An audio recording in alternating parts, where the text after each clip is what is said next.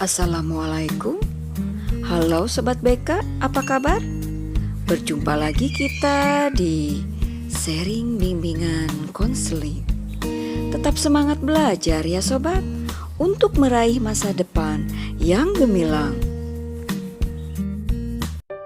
Sobat BK, kali ini saya akan sharing tentang beberapa hal praktis yang harus diketahui oleh seorang konselor dalam membina hubungan konseling.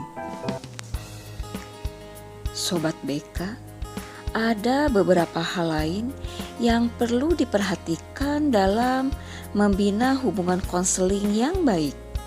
Selain sikap dan kemampuan dasar dalam hubungan konseling, juga diperlukan beberapa hal praktis demi mengkonkretkan pelaksanaan layanan konseling. Hal-hal praktis ini akan sangat mempengaruhi warna, arah, dan isi hubungan konseling yang terbina antara konselor dengan konseli. Beberapa hal praktis dalam membina hubungan konseling yaitu perbedaan antara konseling dengan pembicaraan biasa. Perbedaan antara konseling dengan pembicaraan biasa hendaknya disadari penuh. Dalam konseling, pusat pembicaraan diarahkan kepada seorang peserta, yaitu konseling. Sedangkan dalam pembicaraan biasa, pusat pembicaraan diarahkan kepada kedua belah pihak.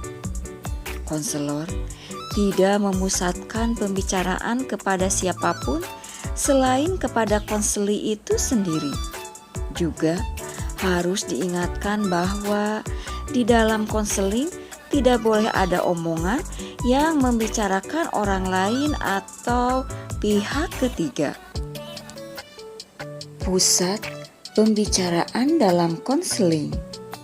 Sobat BK, dalam konseling, jika konseli menyatakan bahwa ia telah pernah menghubungi orang lain, misalnya guru, dokter, konselor lain, dan sebagainya, berkenaan dengan masalah yang dihadapinya, maka konselor harus berusaha menanggapinya dari sudut konseli itu sendiri dan tidak dari sudut orang-orang yang pernah dihubungi konseli tersebut.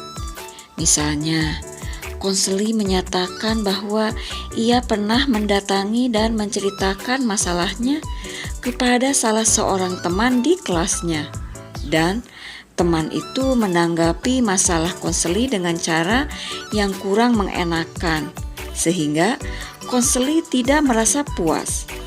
Lalu, bagaimana sikap dan tanggapan konselor?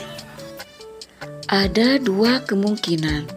Yang pertama, membahas lebih jauh tentang sikap dan tanggapan teman itu, sehingga sampai pada kesimpulan bahwa tampaknya teman itu memang seorang yang amat kurang menyenangkan.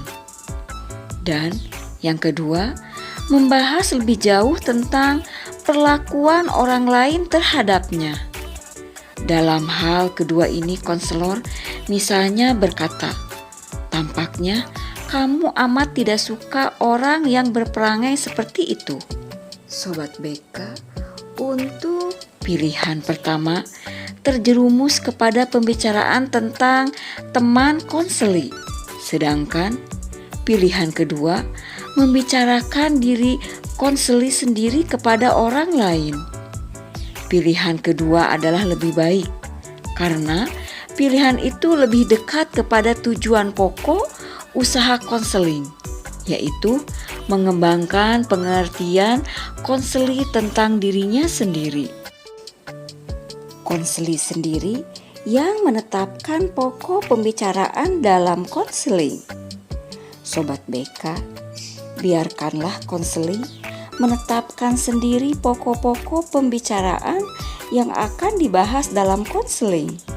Konselor tidak perlu memulai pembicaraan dengan meminta konseli menceritakan sesuatu yang khusus. Konseli hendaklah diberi kesempatan penuh untuk memulai sendiri konseling. Jika konselor yang memulai, lebih-lebih dengan sesuatu pertanyaan yang khusus, jangan-jangan pertanyaan itu kurang berharga atau kurang mengena terhadap apa yang hendak dikemukakan konseli. Sobat BK, pada umumnya, waktu datang kepada konselor, konseli telah membawa sesuatu yang hendak disampaikannya kepada konselor. Sekali lagi, berikanlah kesempatan kepada konseli untuk mengemukakan apa yang penting baginya. Masalah konseli lain. Sobat BK, setiap masalah adalah unik. Apalagi masalah-masalah yang dialami oleh konseli lain yang berbeda. Adalah tidak diharapkan konselor membawa pembicaraan tentang masalah konseli lain yang terdahulu dilayani konselor ke dalam proses konseling yang sekarang sedang berlangsung. Meskipun masalah yang dialami oleh konseli terdahulu itu tampaknya sama dengan yang dialami oleh konseli sekarang.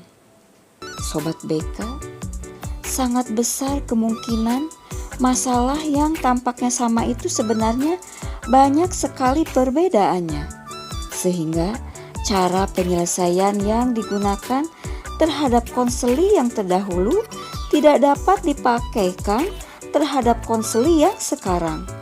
Di samping itu, membawa masalah konseli lain ke dalam pembicaraan konseling boleh jadi menimbulkan hal-hal yang kurang menyenangkan pada diri konseli. Konseli boleh jadi menduga-duga, wah, jangan-jangan konselor ini menceritakan masalah-masalah seperti ini kepada orang-orang lain. Saya ragu, apakah perlu bercerita lebih lanjut kepada beliau tentang diri saya? Takutnya masalah saya nantinya diceritakan kepada orang lain juga. Tidak membangkitkan reaksi pertahanan diri pada konseli dan sikap konselor. Sobat BK, konselor hendaknya tidak membangkitkan sikap mempertahankan diri pada konseli. Penggunaan kata-kata seperti bodoh, lamban, penakut, dan sebagainya hendaknya dihindari, kecuali kalau konseli itu sendiri mempergunakan kata-kata tersebut untuk dirinya sendiri. Coba perhatikan dua kalimat berikut. Kamu sebenarnya kurang bersungguh-sungguh dalam usaha itu, dan ternyata kamu sama sekali tidak mempunyai keberanian mencobanya. Sobat BK, kedua kalimat di atas merupakan pernyataan tentang sikap atau perasaan tidak puas dari konselor. Dan kalimat kedua barangkali dapat menimbulkan sikap mempertahankan diri secara lebih kuat daripada kalimat pertama. Kata-kata tertentu boleh jadi menimbulkan sikap mempertahankan diri pada konseli seperti itu. Misalnya, seorang konseli tiba-tiba meradang ketika seorang konselor mempergunakan kata perasa dalam merefleksikan perasaan konseli. Ketika konselor berkata, "Tampaknya Anda adalah seorang yang perasa." Konseli tiba-tiba menyahut, "Saya tidaklah perasa seperti yang Ibu katakan. Saya selalu berusaha mempergunakan pikiran dalam menanggapi setiap masalah. Jadi, tuduhan Ibu bahwa saya perasa adalah tidak benar." Sobat BK, dalam hal ini konseli merasa tersinggung karena konselor mempergunakan kata pirasa terhadap konseli. Konseli berusaha mempertahankan diri dengan ucapan-ucapannya yang keras. Suasana itu mengingatkan agar konselor selalu berhati-hati dalam menggunakan kata-kata.